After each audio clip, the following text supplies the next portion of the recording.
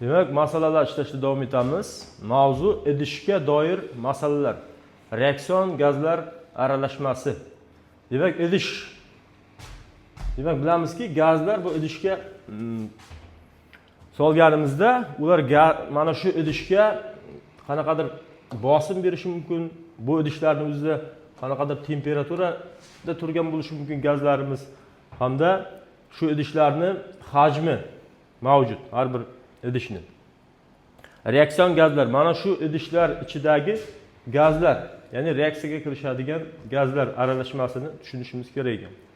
Demak, idishga doir masalalar. 3 ta massa va hajmlari bir xil bo'lgan idishlar mavjud. Ya'ni 3 ta bir xil idish mavjud ekan, yopiq idishlar. Chunki gazlar ochiq idishdan chiqib ketadi bilamiz. Shuning uchun yopiq idishlar bo'lgan, bir xil sharoitda argon bilan to'ldirilgan. Mana bu argon bor ekan ichida. Massasi shuni idishni, ya'ni gaz bilan mana bu idish birgalikda massasi 26 gram ekan. Ikkinchisida neon bor ekan. Neon gazi idishning massasi, ya'ni gaz bilan birgalikda bu 18 gram ekan. Va X gazi, demak mana bu noma'lum gaz ekan. Buni massasini aytayaptiki, idish bilan birgalikda gaz 21,2 gramni berish kerak ekan. Shunda X ni aniqlang, ya'ni mana bu X qaysi gaz bo'lgan, shuni topishimiz kerak ekan. Endi qarang, bizga alohida mana bu idishning massasi hamda mana bu gazni massasini bilmaymiz hozir. Qanchaligini bilmaymiz. Birgalikda mana bu 26, 18, 21, 2. Demak, idishlar bizga bir xil deyapti. Keling shuni X deb olsam, ya'ni bir xil bo'lganligi uchun, masalan, mana bu 10 gram bo'lsa, 10 gram, 10 gram yoki 30 bo'lsa, 30, 30 bo'ladi. Mana shu idishning massasiga qo'shsam, mana bu argonni. Argonni bilamizki, 1 mol'i bizda 40. Shuni hozir Y mol deb olsam. Ya'ni idishlarning hajmi bir xil bo'lganligi uchun ularni mollari ham, ya'ni gazlarning mollari yoki hajmlari bir xil. Bilamizki, hajm nisbati mollar nisbatiga teng. Shuning uchun hozir molda olsam, osonroq bo'ladi ishlashda. Demak, 1 40 bo'ladigan bo'lsa, Y bu bilamizki 40 Y bo'ladi. 40 Y. Mana shu bizda aytayaptiki, birgalikda 26 gramni bersin. Ikkinchi gazimiz xuddi shunday. Idishimiz X gram plus mana buni 1 mol bilamizki 20 gram Y bo'ladi. 20 Y.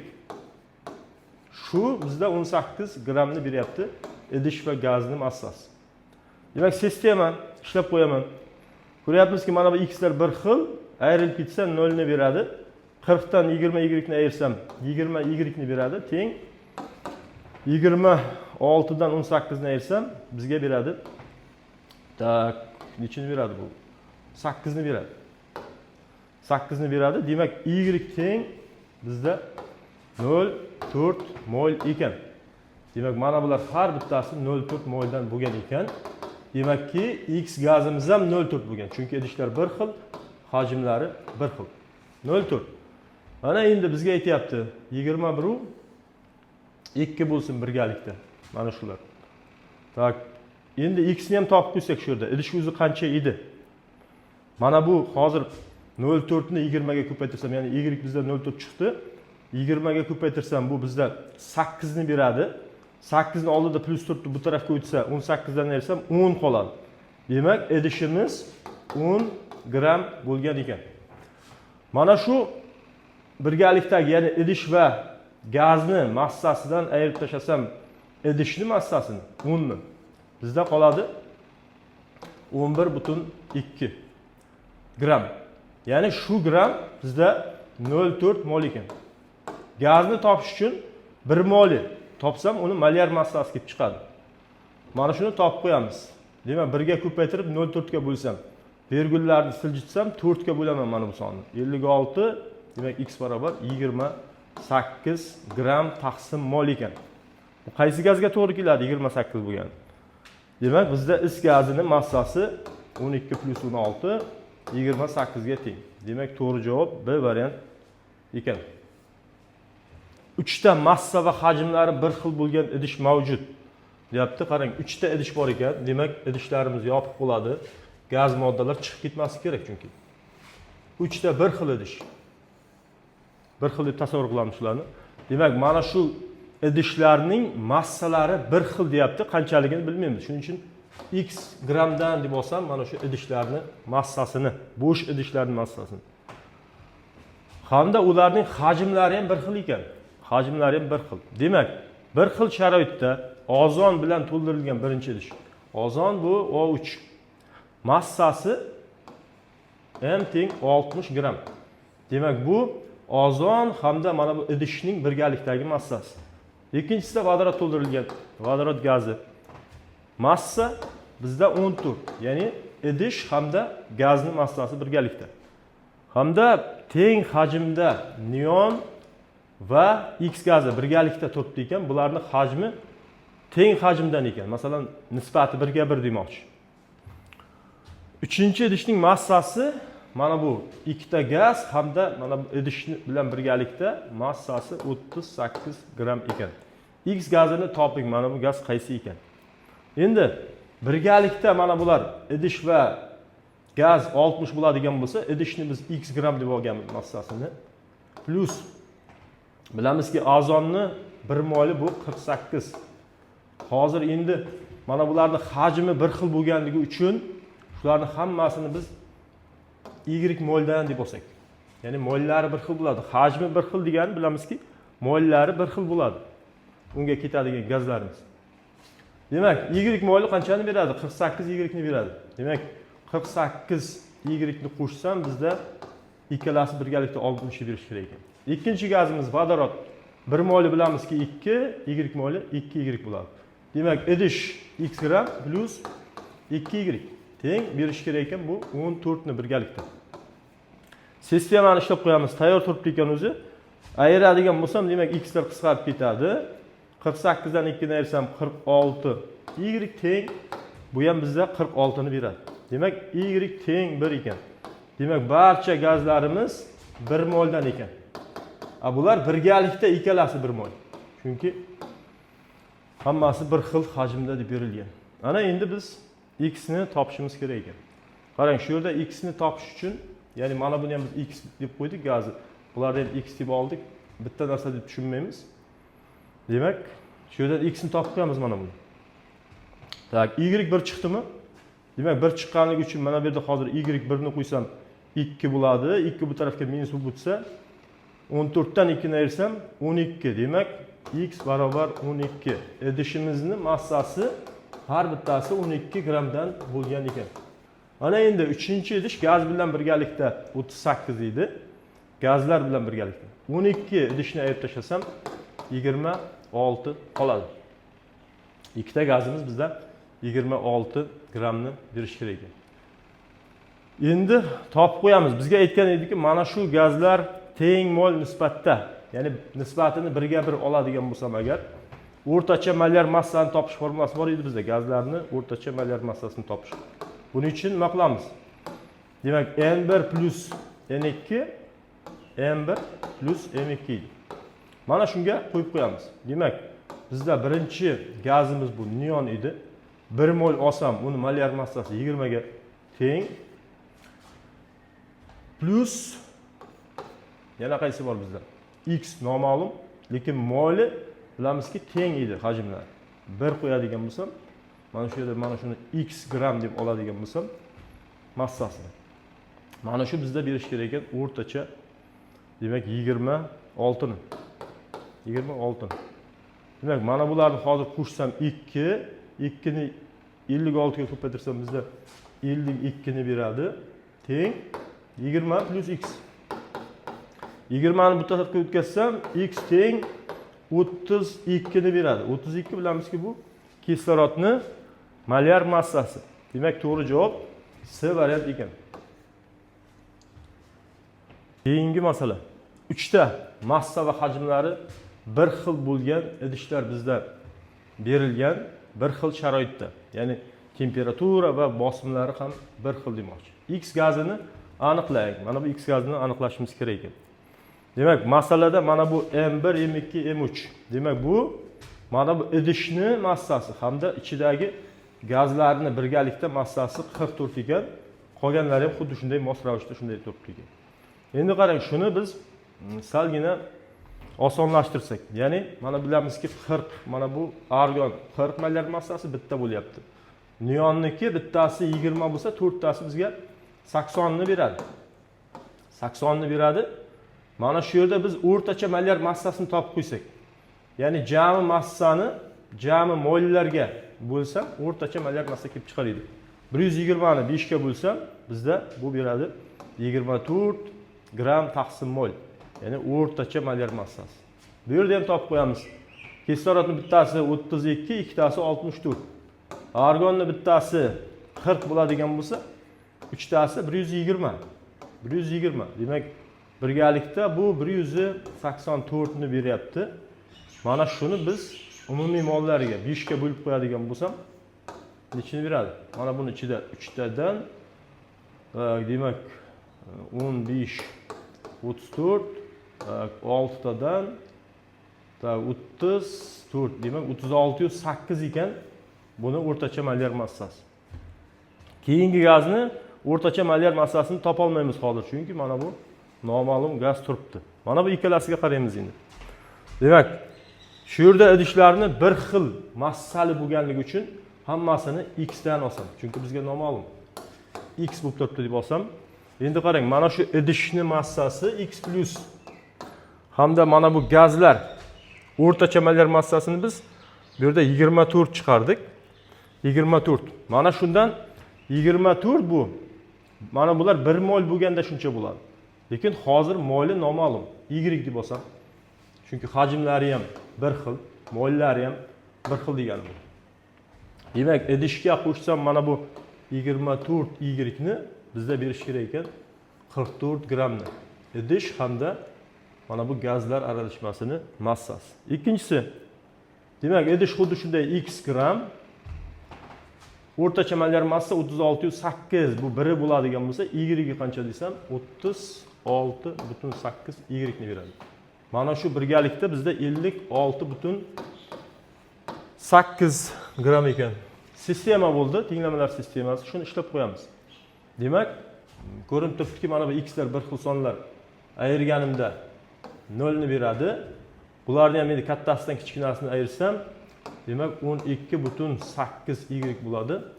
Bunisi xuddi shunday 12,8 ni berar ekan. Ana endi y ni topib qo'ysam, ko'rinib turibdiki, y bu 1 ga teng. Demak, mana bular 1 dan chiqdi hammasi y-larimiz. 1 moldan.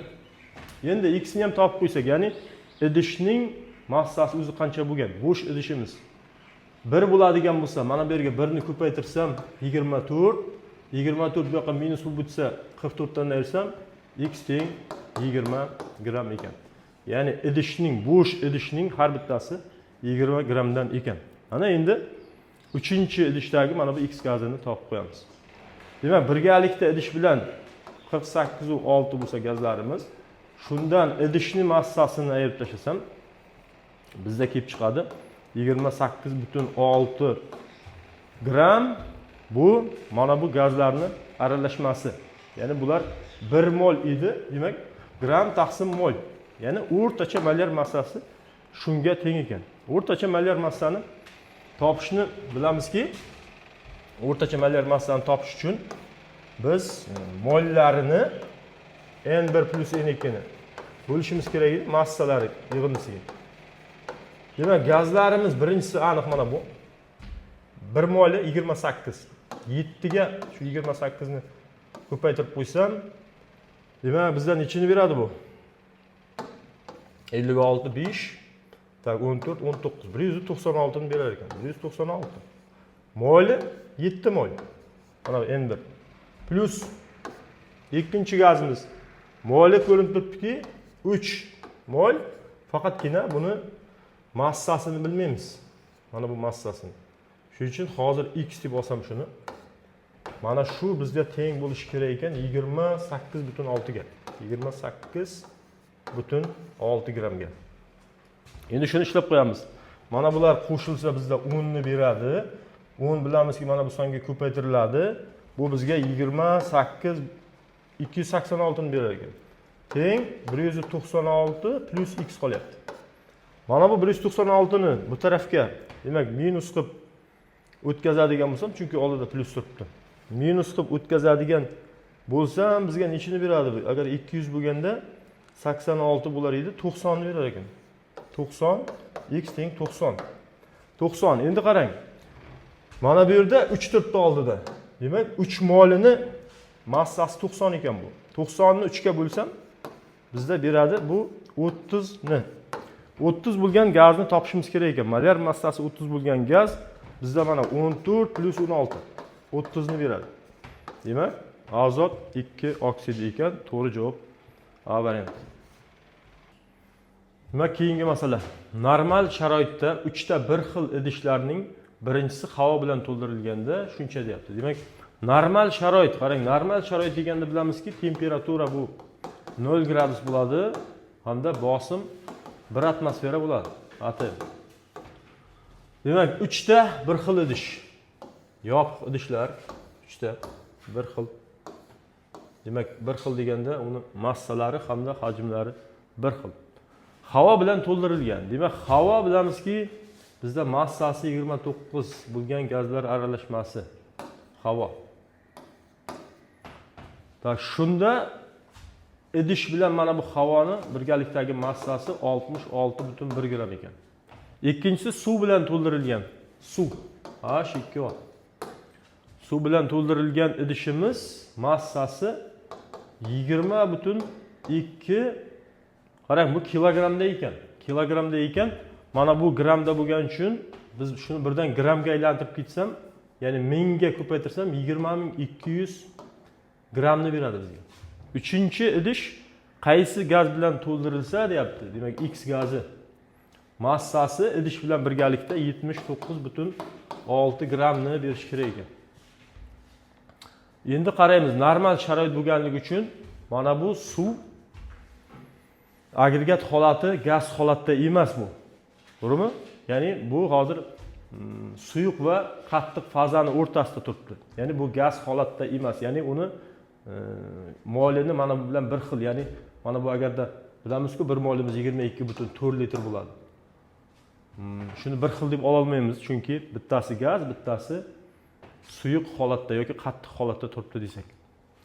Mana endi shuni qaraydigan bo'lsam, agar idishlar bir xil bo'ladigan bo'lsa, ularning massasini bir xil x deb oladigan bo'lsam, bir xil bo'lganligi uchun.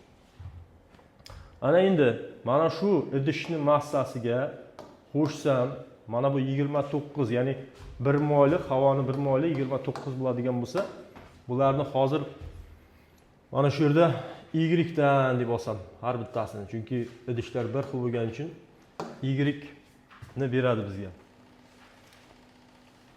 Ya'ni y moldan desam, bilamizki 1 molimiz gazlar uchun bu 22,4 litr hajm bo'ladi.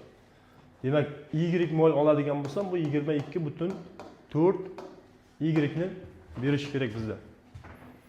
Demak, hozir mana buni biz hozir shuni 1 desakda 29 y deb olsam shuni, bu bizda berish kerak ekan 66,1 ni. Ikkinchi idishimiz xuddi shunday. Bo'sh idishimiz x ga teng plus, demak bizda qarang, massa 20,200 ni beryapti. Nima uchun buncha katta? Chunki biz aytdik, suyuq bu, suvimiz bu suyuq holatda, ya'ni qattiq yoki qattiq holatda turibdi deyishimiz mumkin normal sharoitda. Shuning uchun hozir biz buni qanday olishimiz kerak? Demak, suv bo'ladigan bo'lsa, suvni 1 moli bilamizki 18, lekin hozir idishimiz agar mana buni biz 20,200 bo'ladigan bo'lsa, qancha deb olsak bo'ladi buni? 20,200. Suvni molar massasi bizda 18 ga teng.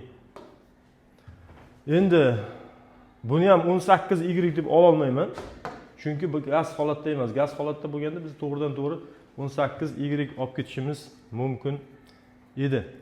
Endi qarang, 20,200 Demak, biz hozir shuni mana bu litrda turganda, demak 22,4 agar millilitrga aylantirsam shu. Chunki mana bu grammga o'tkazib oldik-ku biz. Millilitrda bu 22,400 ni beradi. Millilitrda. Ya'ni qarang, mana buni 1 mol oldim. 1 molimiz bilamizki, gazlar uchun bu 22,4 litr. Demak, idishlarimiz 22,4 litrdan deb qaraydigan bo'lsam, hozir shuni moli noma'lum bo'lgani uchun men bu yerga egilib qo'yishim kerak. Ya'ni mana bu suyuq holatda bo'lganligi uchun 22,400 ni beryapti bizga. Mana shu 20,200 ni berish kerak. Demak, sistema bo'ldi bizda. Shuni ishlab qo'yamiz. Ko'rinyaptiki, mana bu x'lar bir xil son. Ayirganimda 0 ni beradi. Kattasidan kichkinasini ayirsam, bizga beradi bu 22,371 ekan. Y da. Teng. Buni ham xuddi shunday ayirib qo'yamiz. Ayirib qo'yadigan bo'lsam, demak 20,200 bak 33,9 ni beradimi shu son? Mana bu 1 bo'lar ekan. Chunki 2 turibdi bu yerda. Shu bizda 1 bo'lar ekan. 20,133,9. Mana bu sonni 22,371 ga bo'ladigan bo'lsam, y teng bizda beradi 0,9 ni beradi shu son. 0,9. Demak, y'larimiz mana bu 0,9 mol ekan bu. Shundan endi biz idishni ham topib oladigan bo'lsak, ya'ni mana bu formulaga, mana bu tenglamaga 0,9 ni qo'ysam, demak 29 ni ko'paytirsam 9 ga 0 ni keyin ishlatamiz. Demak 81, 8, tak 18, 26. Bitta 0 bor edi. 26,1 ekan. Demak, jami massadan ayirsam, mana bu gazni massasini 26,1 ni bizda beradi 40 ni. Demak, idishimiz, bo'sh idishlarimiz 40 grammdan bo'lgan ekan har bittasi. Mana endi bizga aytayaptiki, 3-idish. Mana bu idish massasi 79,6 edi. Mana shu 79,6 bu gaz hamda idishning massasi edi. Shundan idishni massasini ayirib tashlaydigan bo'lsa 40 ni bizda beradi bu 6, 9, 3, 39,6 gram ekan. Demak, molimiz qancha edi bu? Molimiz bizdan 0,9 chiqdi. Y0,9. 0,9. Gazni o'zini bilish uchun 1 molini topsam, molar massasi kelib chiqadi.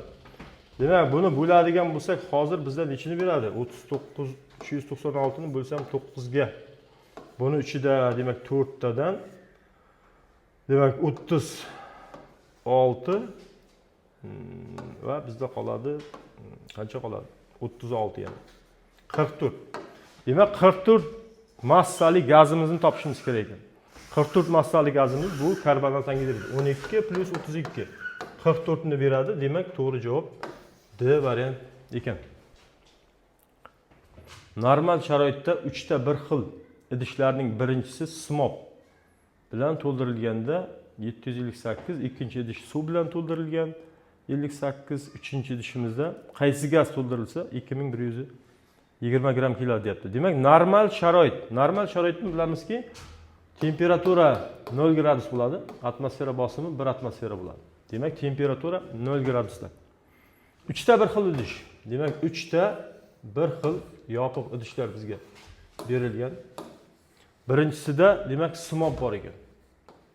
Simop bilamizki, bu metal, suyuq metal. Demak, shuni idish bilan birgalikdagi massasi 758 gram keladi. Ikkinchisi suv bilan to'ldirilgan. Suv ham bilamizki, normal sharoitda 0 gradusda bu qattiq holatda deyishimiz mumkin. Yoki suyuq bilan qattiqni oraliq fazasida turibdi. Gaz emas. Uchinchi idish qaysi gaz to'ldirilsa, demak mana bu bizda qanaqadir gaz ekan, X gazi. Mana shuning massasi 2120 gram ekan. Tak, suv bilan to'ldirilganda 58 kilogram ekan. Demak, mana bu ham kilogramda turibdi. Bu ham kilogramda turibdi. Faqat hozir gramda turibdi. Agar kilogramga aylantirsam, buni ham 2,12 kilogram beradi bizga. Endi ko'ramiz. idishlar bir xil bo'lganligi uchun mana shularni x deb olsam hammasini. Ya'ni bir xil, lekin noma'lum qanchaligi. Mana endi birgalikdagi massasi birinchi idishimiz smop bilan 758. Ya'ni idishni massasiga qo'shsam smopni massasini. Shu yerda smopni zichligini ham berib qo'ygan ekan. Zichligi 13,5 gram taqsim santimetr kub. Ya'ni 1 millilitr 13,5. Suvni zichligini bilamizki, normal sharoitda demak, 1 ga teng. Aslida 4 gradusda 1 ga teng. Biz hozir buni 1 deb olaylik, shuni ham. 1 gram taqsim 1 dan salgina kichikroq bo'ladi. Demak, taxriban 1 deb olsak bo'ladi mana shuni. Demak, 13,5 marta og'ir ekan. Mana bu smobimiz. Shuning uchun qarang, buni molyar massasini ishlatmasdan shu zichliklari bo'yicha qo'yib ketsak-da, chunki agar mana bu 1 litr deb oladigan bo'lsam, bu 13,5 litr bo'ladi-da. Ya'ni 1 kilogramga 13,5 kilogram to'g'ri keladi. Mana shuning uchun hozir biz mana shuni 13,5 y deb olsam, ya'ni qancha litrligi noma'lum. Mana shu 758 kilogramni berish kerak ekan. Ikkinchisi ham idishimiz, bo'sh idishimiz x gram, x kilogram, chunki kilogramda ketyapmiz. Plus suvni zichligini 1 deydik. Demak 1 y. 1 yozilmaydi, mana yozib turaylik hozircha. 58. Ana endi sistema, tenglamalar sistemasi ko'rinib turibdiki, kattalaridan kichik narsani ayirishim kerak. X lar ayrilsa 0 ni beradi. Mana bu 13,5 dan 1 y ni ayirsam 12,5 y ni beradi. Mana bu bizda 58 ni ayirsam 700 ni berar ekan. Endi mana shu 700 ni bo'lib qo'yishim kerak ekan 125 ga. Bu nechini beradi bizda? 6 tadan bo'lsa bo'lmaydi, 5 tadan. 5 demak 56 ni berar ekan mana shu. 56. Demak y teng 56 ga ekan bizda. Endi qarang, mana shu 56 bizda nima chiqdi? 56 bu y chiqdi. Ya'ni y'larimiz mana bu yerda bir xil edi bular. Ya'ni idishlarimizni hajmi. Agarda mana buni biz zichligi 1 degan bo'lsak, demak 56 litr suv bor desam, jami 58 edi idish bilan birgalikda. Demak 58 dan 56 ni ayirib tashlasam, x teng 2 kilogram ekan bu bizda idishimizning massasi. Bo'sh idishlarimizning massasi. Endi 3-chi idishga qaraymiz. Mana shu qaysi gaz bilan to'ldirilsa 2120, ya'ni 212 kilogramda keladi. Idishni topdik 2, ayirib tashlasam bizda qoladi 0,12, ya'ni 120 gram qoladi. 120 gram bo'lyapti bizda shu yerdagi gazimiz. Mana endi shu gazni qaysi gaz ekan, shuni topib qo'yishimiz kerak ekan biz. Demak, mana bu yerda bizda 56 litr bo'ladigan bo'lsa, mana bular. Ya'ni suyuq suvimiz 56 litr turgan bo'lsa, bu bizda gaz modda edi. Gazlarni bilamizki, 22,4 litri bu 1 mol bo'ladi. Ya'ni mana bir hozir necha molligini topishimiz kerak-da. Mana bu qaysi gazni topish uchun.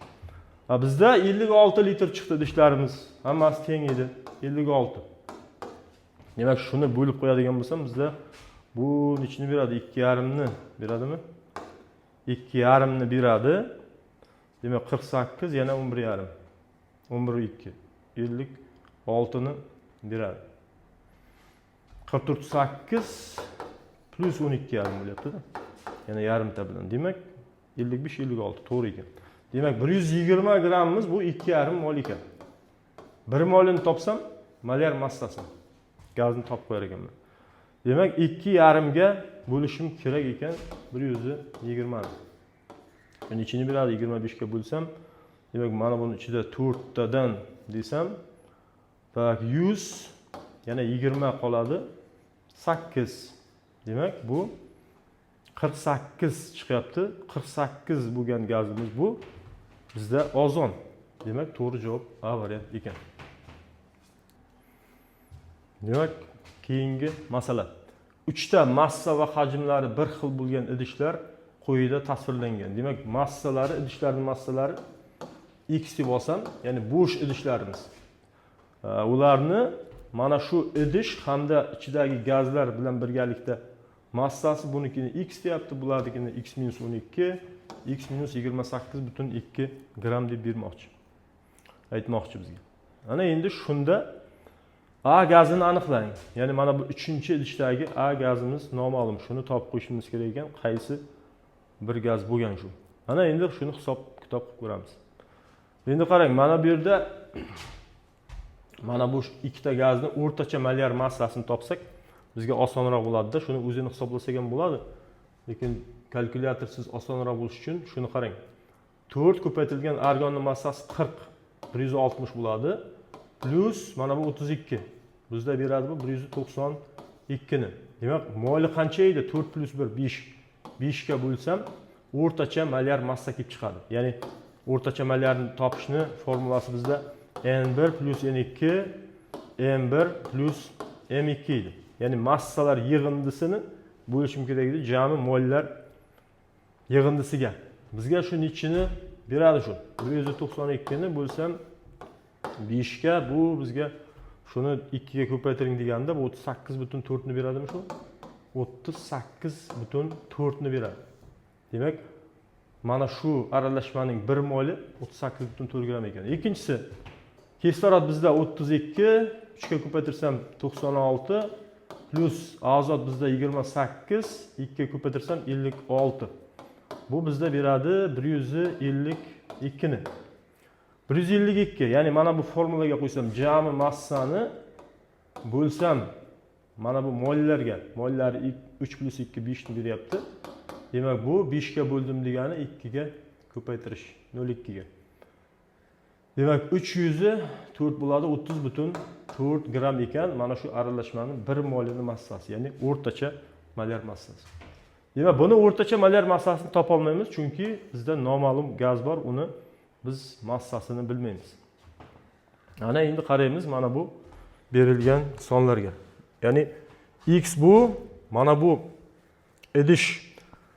Qarang, x deb mana buni boshqacharoq son olaylik shuni.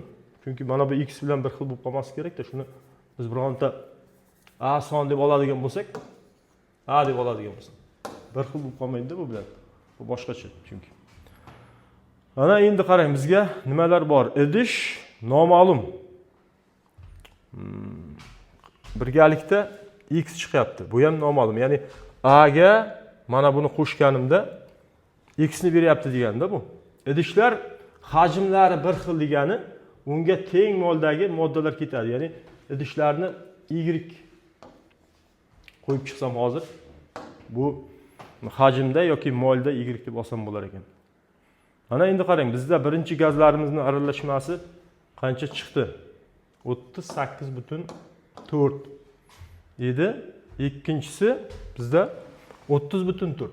Ya'ni shuni bu x bo'lsa, ikkinchi idishimiz birinchi idishdagi gaz bilan birgalikda massasidan 12 gram yengil demoqchi. Shuni agar biz chiqqan sonlar bo'yicha ayirib ko'rsak, bizda bu beradi 8 degan sonni. 8. Bizda masalaning sharti bo'yicha shu farq 12 bo'lish kerak ekan. 12. 12 oladigan bo'lsam qanchani beradi bizga shu? Hozir mana bu qarang. Molda hisoblab qo'ysam 1 mol oldik biz buni. Hozir hisoblab shuni agar molda chiqarsam 8 dan 12. 12 ni 8 ga bo'lsam 1,5 ni beradi. Ya'ni 1 ga ko'paytirib 8 ga bo'lsam mollari 1,5 dan bo'lyapti. Mollari 1,5 dan. Mollari 1,5 degani, demak mana bu y ni biz mollari degan edik. Barcha y'larimiz 1,5 moldan ekan. Ya'ni gazlar aralashmasi 1,5 moldan turibdi ekan bizda. Mana endi qarang. Mana bu yerda 28 u 2 ga farqi bor deyapti bizda. 3-idishimiz. Demak, birinchi idishimiz qarang, birinchi idishimizda 1 molimiz 38,4 edi. Mana shundan 1,5 mol borligini mana biz mana bu farqdan topdik. 1,5 mol. Shuni topib qo'ysam endi qanchani beradi? ya'ni 384 ni bittasi 384, yarimtasi 192. 0,5 ga ko'paytirsam. Demak 6, 7, 5. Demak virgullari bor bitta. Mana bu virgul suradigan bo'lsam bu 57,6 ni berar ekan. Biz bu mana bu birinchi idishimiz. Demak 56,7. Endi shuni mana bu 28,2 ni ayirib tashlasam shundan. 28,2 ni. Qanchani beradi bu? 4. Tak 17, 9. 4 qoluvdi 2. Demak 29,4 degan son chiqdi. Bu son nimani beradi bizga? Bu son qarang, bizga hozir idishlar noma'lum. Idishlarni biz massasini topib ola olmaymiz. Chunki mana bu birgalikdagi idish bilan gazlarni birgalikdagi massasi ham noma'lum har bittasida. Bizda shu bo'sh idishlarni massasi ham noma'lum. A deb olganmiz ularni. Faqatgina qarang, hozir mana buni umumiy massasini ayirsam, idishlar bir xil bo'lgani uchun A dan ayirsam A ni 0 ni berib ketadi. Demak, idishlar yo'q bo'ldi mana buni ayirgan paytimda. Idishlar ham ayrilib ketdi-da, ular 0 ni berdi. Demak, 29,4 bu 1,5 mol ekan. Mana bu gazlarimiz birgalikda. Endi qarang, shuni to'g'ridan to'g'ri mana bu formulaga qo'yib qo'ysak biz. Ya'ni hozir bizda qancha bo'lyapti shu mollari? Ya'ni mana bu 1,5 chiqyapti. Shu 1,5 ga shuni bo'lib qo'yadigan bo'lsam, bizda 1 mol qanchani beradi shu? 1 mol beradi 294 ni bo'lishim kerak 15 ga. Mana buning ichida bittadan 15, 14, 4. Demak, buni ichida 9 tadan bersam bo'ladimi? 9 tadan berganimda demak 135 bo'ladimi? Tak 19. Tak 5, 10, 3. Demak 9 ni beradi, 19,6 ni beradi son. 19,6 ni berar ekan. Bu 19,6 nima? Bu 1 moli. Mana bu moddalarni o'rtacha molyar massasi demak bizda 19,5 ni berish kerak ekan. Mana shu son. 19,5. Demak, metanimiz mana 7 ta metan. Demak 7 mol plus mana bundan 3 mol. 3 ni qo'ysam, endi massalarimiz metan bilamizki 1 mol 16, 7 ga ko'paytirsam shu bizda demak 2, 11, 112 ni berar ekan 7 molimiz. Plus mana buni massasi 3 tasi noma'lum. Shuning uchun shuni hozir x deb olib tursam. Shuni ishlab qo'yamiz endi. Mana bu son bizda 10 ni beradi. 10 ni 19,5 ga ko'paytirsam 195 teng 112 plus x. Demak, buni bu tarafga minus qilib o'tkazamiz. 112 ni ayirsam, tak 3, 8, 83. Demak, x teng demak 83 qilib qolyaptimi? 83. To'g'ri hisobladikmi? 3, 8, 83. Demak 83, lekin 3 ga bizda bo'linmay qoladi shu son. Nimaga? 19,5. Mana buni turgan mana bu. 196 ni aytsam 84 bo'ladi. Demak, mana bu 84. Demak, 84 bu 3 molini massasi ekan. Mana shu 84 3 mol bo'ladigan bo'lsa, 1 molini topsam, gazning molyar massasi kelib chiqadi. Bo'lsam bu 28 ni beradi. X teng 28. Demak, 28 massali gazni izlab topishimiz kerak ekan. 28 bilamizki, mana bu 12 plus 16 bizda beradi 28 ni. Demak, to'g'ri javob B variant ekan. Demak, keyingi masala. Tomoni 30 cm bo'lgan kub. Kubni bilamizki, mana bunaqa hajmli idish kubimiz. Demak, barcha tomonlari teng bo'lgan kub 30 cm ekan tomoni. Demak, barcha tomonlari 30 dan demoqchi. Temperaturani aytyaptiki, gradusda -3 gradus. noma'lum gaz bor ekan mana shuning ichida. To'ldirilganda bosim, demak P barobar 2 atm ekan. Massasi 180 ga teng bo'ldi. Demak, mana bu ichidagi gaz hamda idish bilan massasi birgalikda 180 grammga teng bo'ldi. Xuddi shu kub standart temperaturada deyapti. Demak, bilamizki standart temperatura degani bu T barobar 25 gradus, ya'ni xona temperaturasi bu standart temperatura hisoblanadi. Hamda bosimimiz bo'ladi bizda 1 atmosfera bo'ladi. Standart temperatura. Bu bizda atmosferani o'zlari beryapti ekan. Ya'ni standart emas, 298 atm bosimda bo'lsin. Neon bilan to'ldirilgan ekan. Buni massasi, ya'ni xuddi shu kubga, ya'ni shunaqa kubga desak ham bo'ladi. Neon gazi bilan to'ldirilganda idish hamda gazni birgalikdagi massasi 147,5 ni berish kerak ekan. Ana endi biz shuni hisoblab qo'ysak, formulamizga qo'yib. Demak, formulamiz Mendeleyev-Klapiron tenglamasi PV barobar nRT edi. Shu yerdan molini topib olsak, ya'ni idish bir xil bo'lganligi uchun mollarimiz ham bir xil bo'ladi, neon hamda X gazlarimiz. Molini topish uchun demak n barobar PV taqsim RT bo'ladi. Demak, bizda bosim qancha edi? Bosim mana 2 atmosfera edi. Endi hajmni topib qo'yishim kerak. Hajm demak mana bu kubni hajmi. Kubni hajmini topish formulasi bu V barobar A kub edi. Ya'ni tomonlarini kubiga teng bo'lar edi. Tomon 30 mi? 30 ning kubi nechini beradi? 30 kara 30 bizda 900, yana bitta 30 ni ko'paytirsam 27,000 santimetr kubda bo'lyapti. Chunki santimetrda berilgan. Santimetr kub bilamizki bu millilitr hisoblanadi. Millilitrni litrga aylantirsam 1000 ga bo'laman. 27 litr ekan mana shu kubimizning hajmi.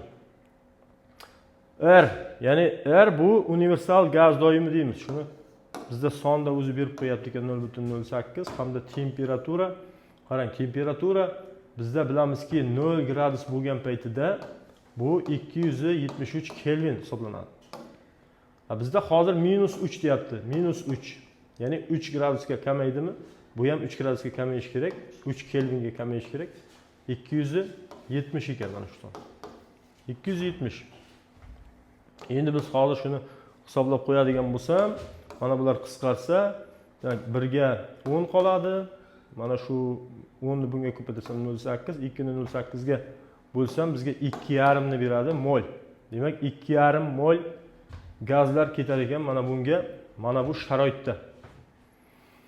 Ana endi bizga aytayaptiki, mana bu neon bilan to'ldirilganda uni sharoiti boshqacha bo'lsin deyapti. Xuddi shu formulaga qo'yadigan bo'lsak, ya'ni buni molini topib qo'yamiz, neon qancha molda chiqadi? N barobar demak xuddi shu PV RT bo'ladi. Faqatgina endi mana bu bosimni biz 298 ni qo'yamiz.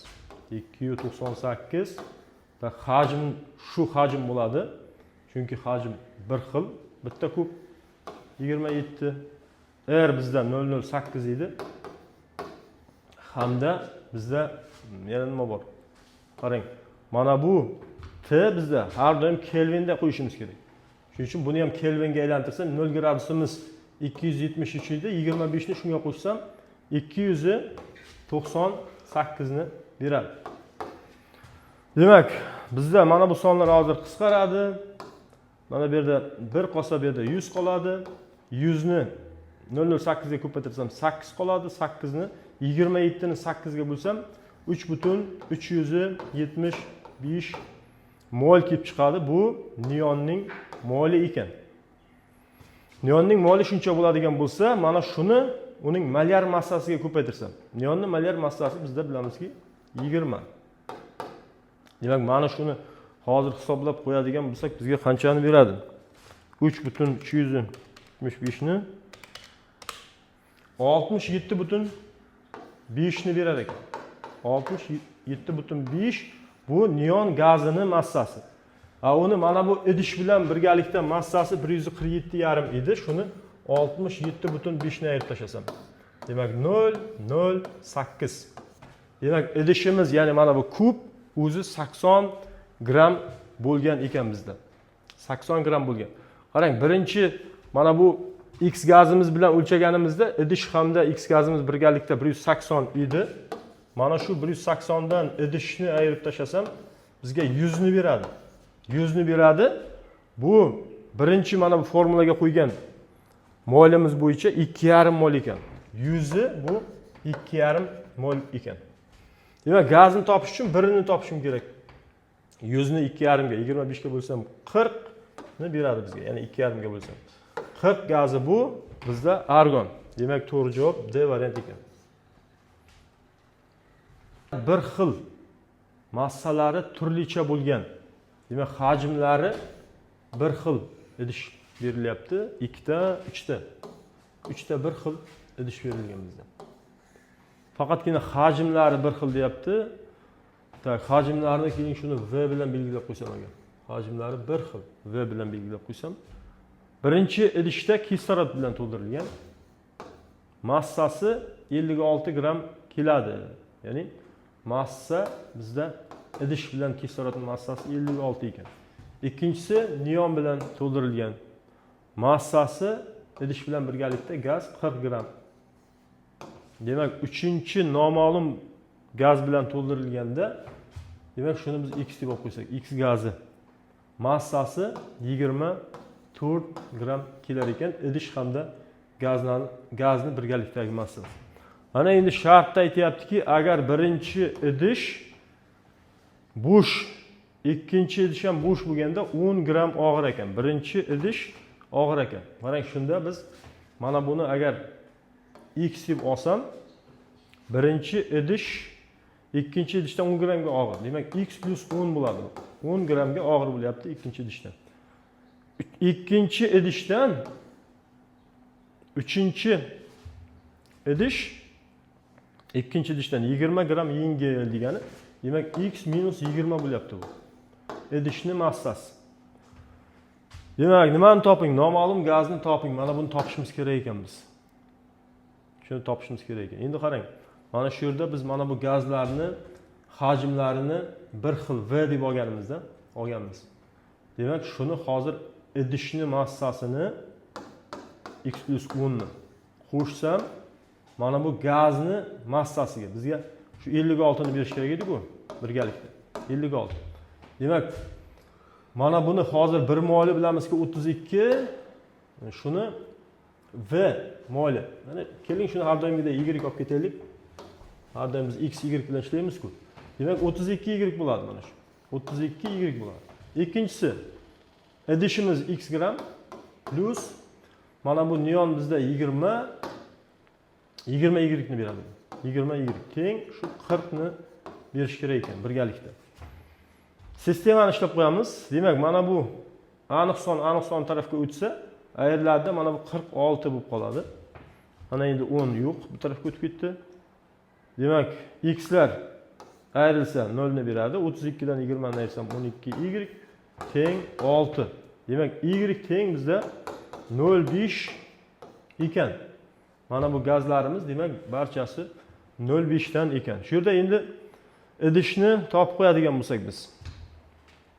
Y 0,5 bo'ladigan bo'lsa, mana buni o'rniga 0,5 ni qo'ysam, 20 ga ko'paytirsam 10, 40 dan ayirsam 30. Demak, X teng 30 ekan. Idishimizni massasi har bittasi 30. Har bittasi emas, chunki har xil edi-ku. Mana bu 30 ekan. Mana bu 40 bo'ladi, uni qo'shsam. Mana bu 20 ni ayirib tashlasam, buni massasi demak 10 gram ekan. 10 gram qoladi. Demak, birgalikda massa 24 edimi? 10 ni ayirib tashlasam, bu bizga gazimiz 14 gram qoladi. Uni moli 0,5 ekan.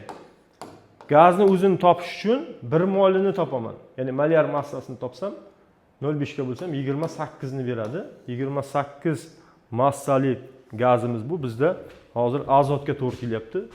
Demak, to'g'ri javob A variant. Demak, masalalarni ishlashda davom etamiz. Reaksion gazlar aralashmasi. Reaksiya davomida bosim o'zgarishi. Demak, reaksion gazlar degani aralashib turgan gazlar bir-biri bilan reaksiyaga kirishadi ma'nosida bo'lyapti. Reaksiya ketadi. Demak, reaksiya davomida bosim o'zgarishi. Savollarda V hajm hamda temperatura konstanta, ya'ni o'zgarmas, bir xil shart o'rinli deyapti. Faqatgina demak bosim o'zgarishi kerak ekan. Savol: is gazi kislorodda yonganda karbonat angidrid hosil bo'lish reaksiyasida bosim qanday o'zgaradi? Unum 100%, ya'ni reaksiya 100% ketdi mana shu deyapti. Demak, buning uchun biz reaksiyani tenglashtirib qo'yishimiz kerak. Mana bu yerga 2 qo'ysam, bu yerda ham 2 bo'ladi. Endi qarang, mana bu oldida biri bor. Demak, 2 ga 1 nisbatda edi, ya'ni bu 3 ni beradi. 3 mol gaz bor edi. Ular endi yonib ketdi-da, karbonat angidridni 2 molni hosil qildi. Farq qanchaga bo'ldi? 3 edi, 2 bo'lib qoldi. Bo'lsam 1,5 marta kamaydi, to'g'rimi? 3 edi, 2 bo'lib qoldi. 1,5 marta kamaydi. Demak, to'g'ri javob B variant ekan. Demak, keyingi masala. Ma'lum miqdor ozonning, ya'ni O3ning 25% parchalansa bosim qanday o'zgaradi? Endi ozonning parchalanishi O3 dan hosil bo'ladi O2, ya'ni kislorod hosil bo'ladi. Reaksiyani tenglashtirib qo'ysam 3 ga 2 bo'ladi. Ozonning 25% parchalansa deyapti. Qarang, mana shu 2 mol parchalanyapti. Shuni biz 25% deb olsak. 2 miz bu 25% bo'lsa, o'zi jami ozon qancha bo'lgan? Ya'ni 100%. Qanchani beradi bizga bu? Demak, bu bizga 8 ni beradi. Demak, 8 mol ozon boshida bo'lgan, shuni 2 moli parchalanib ketdi kislorodga. Demak, 6 si ortib qoldi. 8 minus 2 6 mol ozon ortib qoldi. Va qancha kislorod hosil bo'ldi? Kislorod 3 mol hosil bo'ldi. Demak, 6 plus 3 jami gazlarimiz, aralashmamiz, ya'ni ozon ham ortib qolyapti-da bizda. Mana shu ikkalasi bizda 9 molni beryapti. Qarang, boshida ozon bor edi faqat. Jami 8 edi, endi 9 bo'lib qoldi. Bu nimani beradi? Mana shu 8imiz 100% bo'lib turuvdi. Endi gazlarimiz 9 bo'lib qoldi. Shu qanchani beradi? Mana shuni hozir ko'paytirib bo'lsam 112,5 ni beradi bizda. 112,5 beradi. Mana endi qarang, 100 edi, 112,5% bo'lib qoldi. Qanchaga ortdi? Ortdi bo'lyapti, chunki 100 dan katta son kelib chiqyapti bizda. Demak, ayirsam 12,5% ga ortgan ekan. Demak, to'g'ri javob D variant bo'ladi. Keyingi masala. Ammiakning 40% parchalanganda bosim qanday o'zgarishini va reaksiyadan keyingi aralashmaning molyar massasini toping. Ammiakning parchalanishi. Demak, ammiak parchalanganda bilamizki, azot hamda vodorod hosil bo'ladi. Tenglashtirib qo'yaman reaksiyani 3 ga. Mana bu yerda 1, mana bu yerda 2 ekan. Birni ham yozib qo'ydik mana bu yerda. Ammiakning 40% parchalandi. Qarang, 2 mol parchalandi. Mana shuni 40% deb olsam. 40%. Demak, jami o'zi boshida ammiak qancha bo'lgan? Parchalanmasdan oldin. Demak, bu bizga beradi 5 ni. To'g'rimi? 5 ni beradi. 5 mol bo'lgan ekan, shuni 40%, ya'ni 2 sarflanib ketdi. Ortib qoldi 3 mol ammiak. Bosim qanday o'zgaradi deyapti. Qarang, bosimni mana shu narsa o'zi bitta sistema, idishda olib borilyapti. Bosimni mana bu mollar bosim beryapti. Ya'ni litrda olsam ham, molda olsam ham shu ularning nisbati teng edi-ku, mana shu ichidagi gazlar sistemaga bosim beradi. Mana endi 5 edi, ikkitasi ketdi, 3 ta qoldi. Demak, qancha gaz hosil bo'ldi? 1 plus 3, 4 mol gaz hosil bo'ldi. Ortib qolgan ammiakka shuni qo'shsam, bizga 7 ni beradi. 7 ni beradi. Demak, qarang, 5 edi, 5imiz ya'ni 100% edi. Mana endi 7 bo'lib qoldi. Shu bilan proporsiya qilsam, 100 ga ko'paytirib 5 ga bo'lsam, bu 140% ga bordi. Demak, 140 dan 100 ni ayirib tashlasam, 40% ga ortish bo'ldi. Chunki 100 edi, keyin ko'paydi. 40 ga oshdi deymiz. Ikkita javobda 40 ga oshdi bor ekan. Faqatgina ikkinchi talab bu aralashmaning molyar massasini toping deyapti. Molyar massa aralashmaniki M o'rtachani topishimiz kerak edi. M o'rtachani topish uchun gazlarning mollari, demak 3 ta gaz bo'lyapti hozir: ammiak, azot hamda bizda vodorod gazlari. Chunki ortib qolgan ammiak ham bor. Demak, ammiakning 3 moli, bittasi 17 bo'lsa, 3 tasi, demak, mana bu 3 plus Azotimiz 1 plus vodorotimiz 3 ta. Jami 7 ni beradi. Massalari M1 plus M2 plus M3. Demak, buni 3 tasi 17 dan bo'lsa 51 plus azotimiz 1 mol 28 va 3 ta vodorotimiz bizda 6 ni beradi. Bularni qo'shib qo'yadigan bo'lsam 57 va 28 85 ni beradi bizga. 85 taqsim 7 bo'lyapti bizda. Javoblardan ham ko'rinyaptiki, mana 85 taqsim 7. Demak, to'g'ri javob A variant ekan. Teng hajmda olingan azot va vodorod o'zaro ta'sirlashganda, ya'ni azot plus vodorod ta'sirlashdi, hosil bo'ladi ammiak. Reaksiyani har doim tenglashtirib qo'yamiz. Demak, mana bu yerda 2 qo'ysam, mana bu yerda 3 qo'yishim kerak ekan. Teng hajmda olingan ekan mana shular. Demak, hajmlari teng bo'lgan ekan ikkalasi.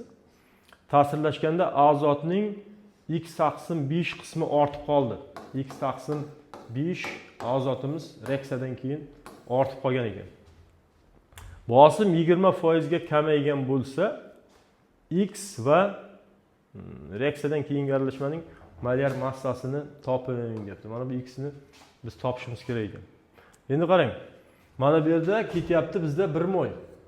1 mol ketyapti.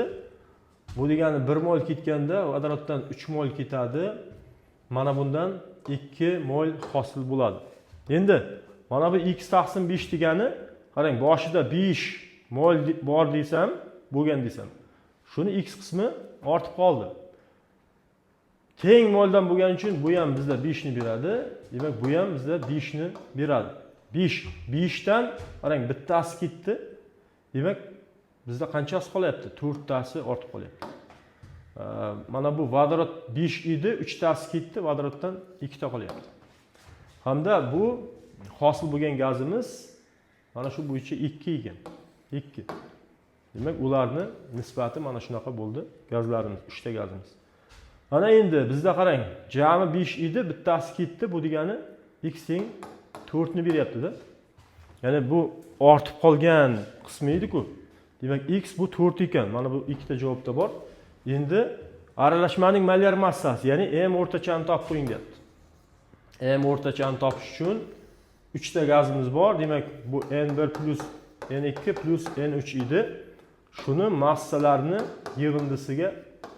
yig'indisini shularga bo'lishimiz kerak edi. Demak, bizda mollarimiz mana mos ravishda turibdi. 4 2 2. Demak, 4 2 2. Birinchi azotimiz, demak 4 ta azot qanchani beradi? Bittasi 28 bo'lsa, 112 ni beradi 4 tasi. Plus 2 bu bizda 2 mol vodorod edi. Bittasi 2 bo'lsa, ikkitasi 4 ni beradi. Plus ammiakdan 2 mol ekan. Bittasi 17 bo'lsa, bu 34 ni beradi. Demak, bu son bizda nechini beradi? 38 150 ni beryapti ekan. Tepa mana bu sonlarimiz 146 150. 150 ni bo'lishim kerak. Mana bu 8 ga nechini beradi bizga? 18,75 ni beradi. Demak, 18,75 bo'ladigan bo'lsa, to'g'ri javob A variant ekan. Keyingi masala. Tulki dumi. Demak, tulki dumi bilamizki, bu NO2, ya'ni azot to'rt oksidi. Parchalanganda keyingi aralashma quyidagicha. Demak, mana bu idishda NO2 bor edi, parchalandi. Ma'lum qismi qolib ketdi. Chunki mana NO2 ham bor reaksiyadan keyin. Mana shu reaksiyani tenglashtirib qo'ysam, mana bu yerga 2 qo'yamiz, mana bu yerga 2 qo'yamiz. Demak, NO2 dan nechta? Mana bu 1 2 3 4 ta. 4 ta ekan. Kislorodlarimiz 1 2 3 ta. 3 ta bo'lyapti. Va NO 6 ta bo'lyapti ekan bizda. Demak, kislorod bilan NO hosil bo'lgan, mana bu yerda 6 ta, bundan 3 ta hosil bo'lgan. Va azotimiz, azot to'rt oksidimiz 4 ta ortib qoldi. Nimani toping deyapti? Reaksiyada bosim qanday o'zgargan? Demak, qarang, 4 ta ortib qolgan, ikkitasi reaksiyaga kirishganmi? Reaksiya bo'yicha qarang, bittaga 2 ta ekan, bu 2 ta ekan. Bizda mana bu 6 taga 2 ta bo'lsa, ko'paytirib bo'lsa, mana bu ham 6 ekanda. Demak, 6 ta sarf bo'lib ketgan ekan, 4 ta ortib qoldi. Jami 10 ta bo'lgan boshida. Ya'ni 10 mol bo'lgan deylik. 10 mol bo'lgan. 4 ta qoldi, mana bu qolyapti undan keyin. Demak, mana shu uchalasi qanchani beradi? 13 ni beradimi?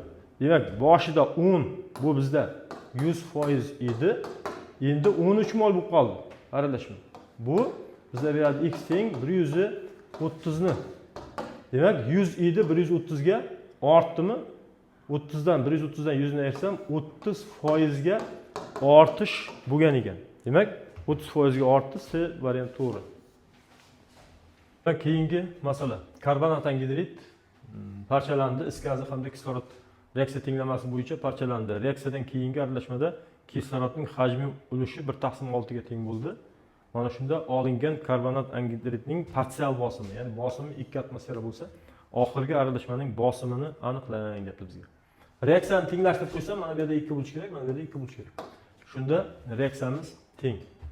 Mana endi qarang, reaksiya bo'yicha bizga hech qanaqa sonlar berilmagan, faqatgina mana bu yerda bosimni berib qo'yapti. Reaksiyada ko'ryapmizki, 1 mol hosil bo'lyapti bizda kislorod. Demak, kislorod 1 mol hosil bo'lsa, mana bu is gazi 2 mol hosil bo'lyapti. Demak, mana shunda mana bu kislorodning hajmi ulushi 1/6 deyapti-da. Ya'ni karbonat angidriddan qanchadir ortib qolgan. Reaksiyaga kirishganligi ortib qolgani ham bor. Demak, mana shularni biz hozir o'zini 6 deb olsam mana. Chunki kislorodning o'zi 1 turibdi. Demak, jami mana bular 6 bo'lgan. 6 dan 3 ni desam x teng 3 ni beradi. Demak, 6 bo'lgan ekan. Mana shu yerda oxirgi aralashmaning bosimini toping deyapti bizga. Oxirgi aralashmaning bosimi bizga qanchani beradi shu? 6 bo'ladigan bo'lsa, bu uchun olingan karbonat angidridning. Qarang, reaksiya uchun olingani bizda 2 bo'lgan ekan. Demak, 3 ortib qolgan, mana 2si reaksiyaga kirishib ketgan. Demak, 5 mol bo'lganda bosim 2 edi. 6 bo'lganda shu qanchani beradi? 12 5 ga bo'lsam 2,4 ni beradi ATM da. Demak, to'g'ri javob B variant ekan. Keyingi masala. Kislorod ozonatordan o'tkazilganda, ya'ni ozonator bilamizki, kislorodni ozonga aylantiriladigan jihoz, ya'ni apparat. Tenglashtirib qo'ysam 2 ga 3. Kislorod ozonatordan o'tkazilganda zichligi 25% ga ortdi. Qarang, zichligi, gazlarning zichligi oshdi degani ularning hajmi kichraydi degani. Ya'ni hajmi qanchadir edi, kichraygan paytida uni zichligi ortadi. Ya'ni zichligi deganda bilamizki, massa o'zgarmaydi mana bu. Massa idishda qancha bo'lgan bo'lsa, o'zgarmaydi. Faqat mana bu yerdan ham ko'rinib turibdi o'zi 3 ga 2, ya'ni 1 ga kamayish bo'ldi. Kamayish 1 ga bo'ldi. Ozonatordan o'tkazilganda zichlik 25% ga kamaydi. Qarang, kislorodning massasi o'zi bizda 32. Shu agar 25% ga oshdi zichlik degani bu. Bilamizki, 25% shuni 100% deb olsam, 25% bizda 8 ni beradi-da. 8 ni. Ya'ni birgalikda bu 40 bo'lib qoladi. 40 bo'lib qoldi. Idish shu, bitta idish. Demak, mana shu hozir bizda 40 bo'lib qoldi massa demoqchida, o'rtacha massa. Ya'ni qaysi moddalar bor bizda? Kislorod bor, ozon bor. O'rtacha molyar massa, demak, 40 ni berib qolish kerak. Diagonalga qo'ysam, mana bu 32, bu 48. Diagonalda bilamizki, kattasidan kichkinasi ayriladi 8. Bu ham xuddi shunday ayrilsa 8. Demak, 1 ga 1 nisbatda bo'lib qolyapti ekan shunda. 1 ga 1 nisbatda. Ya'ni ortib qolgan kislorod 1 bo'lsa, ozon ham 1 ekan. Endi bizda qarang, 2 hosil bo'ldimi? Demak, 1 ga 1 edi. Ortib qolgan kislorod ham bizda 2 ekan. Ikkalasi ham 2 ekan. Reaksiya unumini hisoblang deyapti. Ortib qolgani 2 bo'lsa, reaksiyaga kirishib ketgani 3 bo'lsa, jami 5 bo'lgan. 5 ni 100% deydigan bo'lsam, demak, reaksiyaga 3 kirishdi. Bu x teng bizda 60% ni beradi. Demak, reaksiya unumi 60% bo'lgan ekan. Demak, reaksiya oxirigacha bormagan deb hisoblaymiz. C variant to'g'ri bo'ladi. Keyingi masala. Ozon parchalandi. Ozonning parchalanishi. Demak, ozon parchalanganda bilamizki, kislorod hosil bo'ladi. 2 molidan 3 mol hosil bo'ladi. Ana endi bizga aytayapti 156,8 litr. Shuni molga aylantirib olsam, 22/4 bu 1 mol, 156,8 qancha deydigan bo'lsam, bu bizda x barobar 7 molni beradi. Demak, jami ozonimiz 7 mol bo'lgan ekan.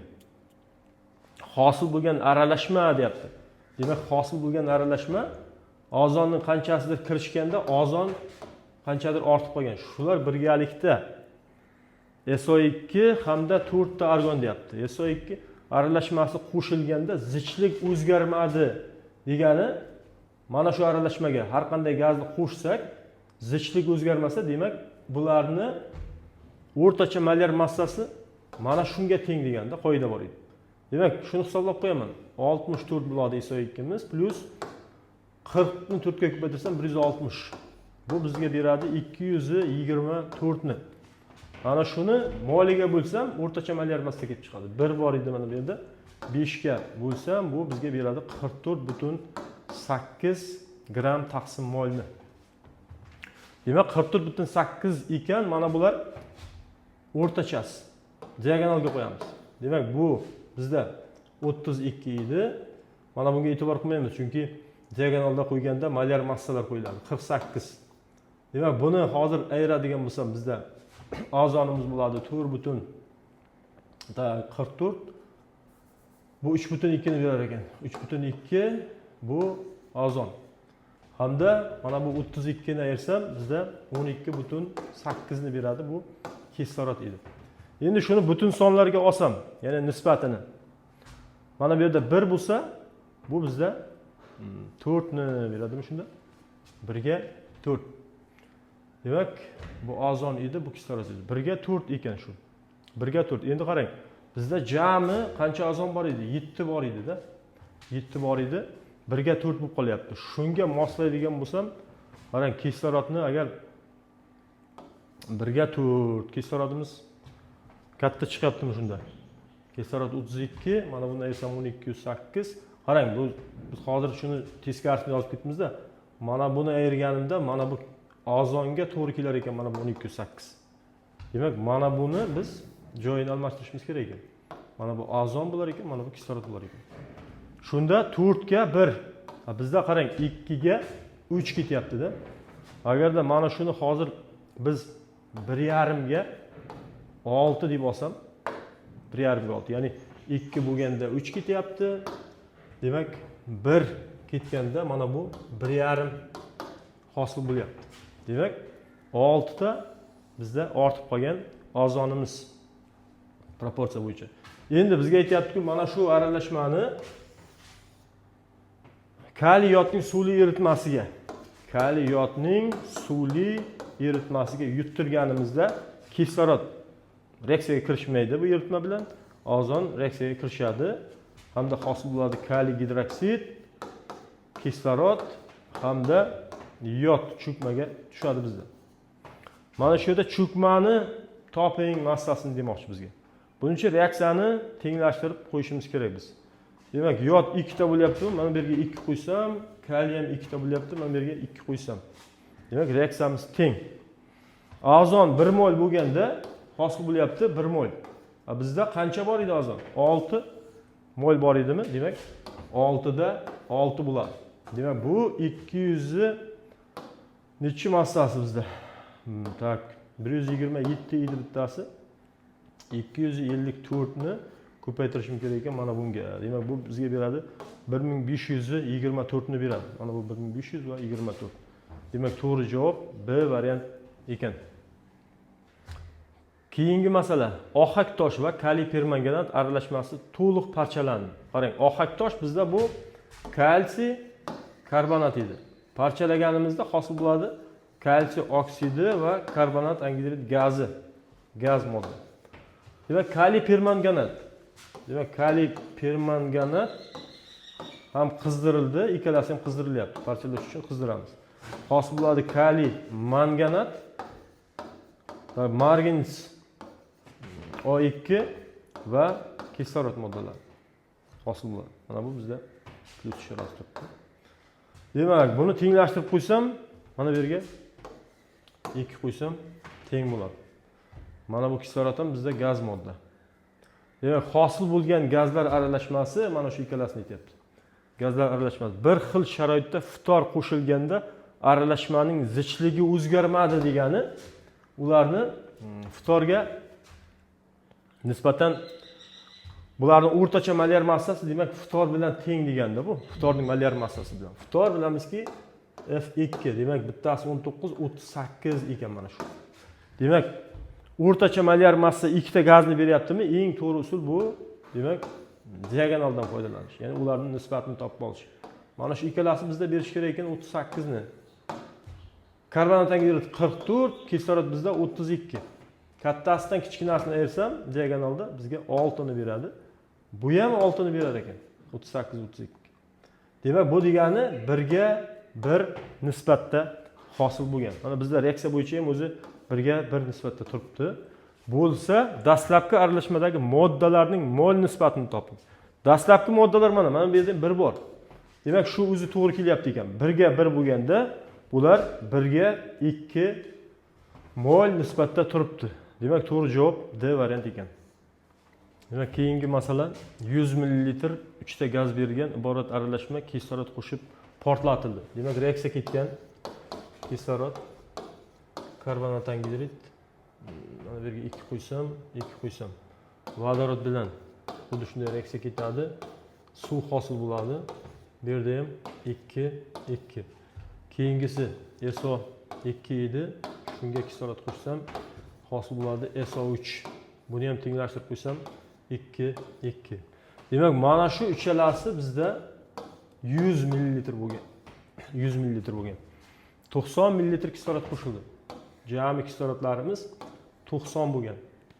Endi qarang, reaksiya bo'yicha hammasida 2 ga 1 nisbatda ketyapti. Ikkitasiga bitta ketsa, 100 tasiga bilamizki 50 ta ketadi. 50 ml ketadi hamda 40 ml bizda shunda ortib qolar ekan kislorodimiz. Ana endi harorat va bosim normal sharoitga tushirildi deyapti. Normal sharoitda bilamizki temperatura 0 gradusda bo'ladi. 0 gradusda mana bu gaz holatda bo'lmaydi, kondensatlanib ketadi. Mana bu ham suyuq holatda bo'ladi. Faqatgina karbonat angidrid bo'ladi. Mana shunda aytayaptiki 80 ml yangi gazlar aralashmasi, demak karbonat angidrid hamda kislorod 80 ekan. 80 bo'ladigan bo'lsa, mana kislorodni ortib qolgani 40 ni ayirib tashlasam, demak karbonat angidrid ham 40 ekan. Ya'ni 40 ml ga 40 ml bo'lyapti. Mana shu oxirgi aralashma shu ikkalasini aytyapti. Vodorodga nisbatan zichligi, demak zichligini topish uchun bularni molga o'tib olishimiz kerak edi. 40 ga 40 degani bu 1 ga 1 degani. Ya'ni molda ham 1 ga 1 bo'ladi bu. 1 molga 1 mol. Ya'ni M o'rtachani topadigan bo'lsam 1 ga 1 mol 2 ni beradi. Karbonat angidrid 44, vodorod bizda demak nechi? Bu kislorod ekan bizda. Kislorodku bu 32. Demak bu 76, 2 ga bo'lsam 38 ni beradi. Vodorodga nisbatan zichlik degani bu vodorodning molyar massasiga bo'lsam 19 ekan, ularning zichligi vodorodga nisbatan. Mana shu zichlik dastlabki aralashmaning, ya'ni mana bu gazlarning geliga nisbatan zichligidan 11,25 birlikka kub. Demak mana bu kub bo'ladigan bo'lsa, shuni ayirishim kerak ekan. Mana bu 19 dan ayirishim kerak ekan mana bu sonni. Bu bizda beradi 7,75 ni. Demak geliga nisbatan zichligi 7,75 bo'lsa, molyar massani 4 ga geliga bo'lganimizda o'rtachani 7,75 bergan. Bu degani mana bular ko'paytirilsa, M teng bo'lgan bizda 31 ga. O'rtacha molyar massasi mana bularniki 31 edi.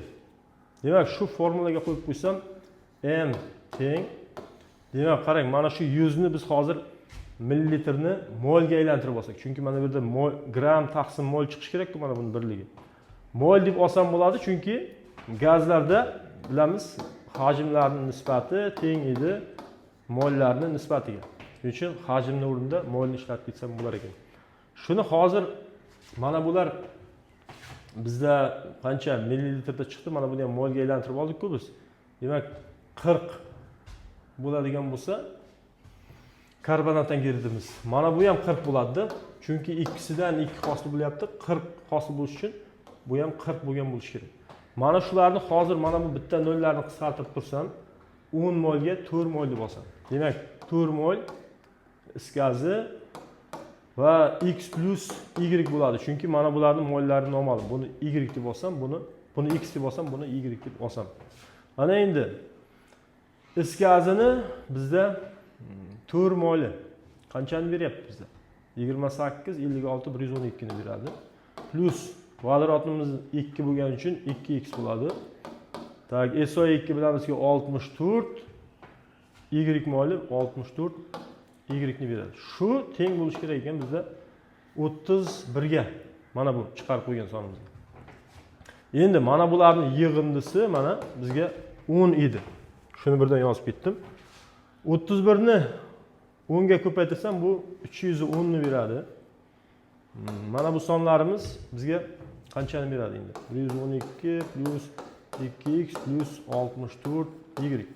Ma'lum son ma'lum tarafga o'tsa bu ayrilib ketadi. 112 miz. Demak, bizda 8 va bu yerda necha qolgan bizda? 9 qoladi, 1 qoladi. 198 imiz teng ekan 2x plus 64 y ga. Demak, ikkita noma'lum bo'lgani uchun yana bitta bizga tenglama kerak. Buni ishlab qo'yishimiz uchun, x va y ni topish uchun. Endi qarang, bizda mana bu joyga e'tibor qilamiz. Demak, mana bu 4 ni bu tarafga o'tkazsam 10 minus 4 6 ni beradi. Demak, x plus y bizda 6 ga teng ekan. X plus y teng 6 ga. Buni ishlash uchun mana buni jamini hammasini 2 ga ko'paytirsam. Demak, bu beradi bizga 2 ga ko'paytirganimda 2x ni, 2y ni hamda mana bu 12 ga aylanadi. Mana bular qisqarib ketadi. Ayrilganda 0 ni beradi. 64 dan 2 ni ayrsam 62 y ni beradi. Mana bu bizda beradi 186 ni. Demak, bundan ko'rinib turibdiki, y teng 3 bo'ladi. 186 ni 62 ga bo'lsam 3 ekan. Demak, y bizda 3 chiqdi. Y nima edi bu? Y bizda SO2 edi. 3 bo'ladigan bo'lsa, demak, x 3 chiqdi. Yana nima bor bizda? Bizda bor mana bu x. Demak, 4 edi, y 3 chiqqan bo'lsa, 7, x ham 3 ekanda 10 ni berish uchun. Demak, mana bu ham 3 mol bo'lgan ekan, H2 ham 3 bo'lgan ekan. Ana endi bizga aytayaptiki, dastlabki aralashmadagi vodorodning hajmini toping deyapti. Qarang, biz boya mana bu yerda 100 ni 10 qilib olgan edik. Endi joyiga qaytaramiz. Shuni ya'ni millilitrga aylantiramiz. 100 bo'ladigan bo'lsa, 3 chiqdimi? Buni 0 ni joyiga qo'ysam 30 millilitrni beradi. Demak, to'g'ri javob A variant ekan.